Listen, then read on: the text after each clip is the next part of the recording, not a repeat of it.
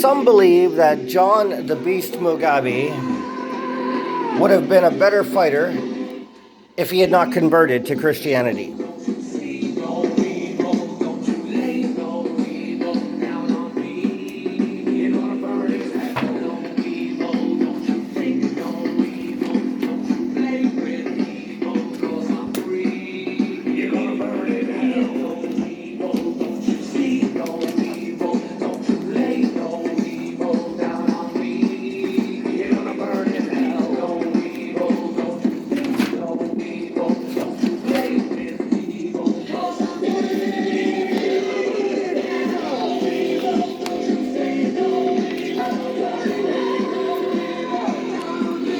Exactly. Some believe that John the Beast Mugabi would have been a better fighter if he had not converted to Christianity. He converted to Christianity just after his fight with Marvelous Marvin Hagler, but he had been considering it before his fight with Marvelous Marvin Hagler. He started his career at 30 wins, 0 losses, and 30 knockouts, and he seemed to be a very dominant fighter. Hagler himself said he's fairly good. If he fights at the 154-pound weight class, he'll probably become champion. That's basically what Marvelous Marvin Hagler implied. So my question is this: who here thinks that if John the Beast Mugabi had not converted to Christianity, he would have been a better fighter?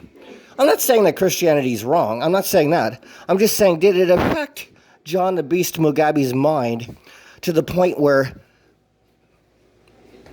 John the Beast Mugabi couldn't fight the way he used to? Hear no evil, don't you see no evil, don't you lay no evil down on me. It's just a question. I'm a Christian. I'll always be a Christian, but I believe you can defend yourself in honor of Jesus. Jesus says, turn the cheek once and then twice, but don't turn the cheek 3 times. You have the right to defend yourself. But I think it affected John the Beast Mugabi's mind. You know what I'm saying? I think John the Beast Mugabi became concerned over the fact he was Christian, so he couldn't fight anymore. And that decreased his fighting skills. So if you're a Christian, you have the right to defend yourself.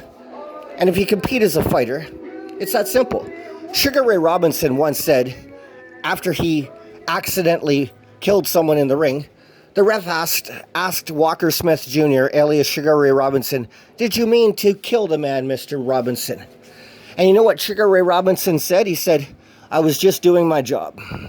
So that's part of the fight game, isn't it, eh? But it's a good question. Would John the Beast Mugabi, the middleweight fighter of the 1980s, who fought Marvelous Marvin Hagler in the 1980s, would he have been a better fighter if he hadn't converted to Christianity?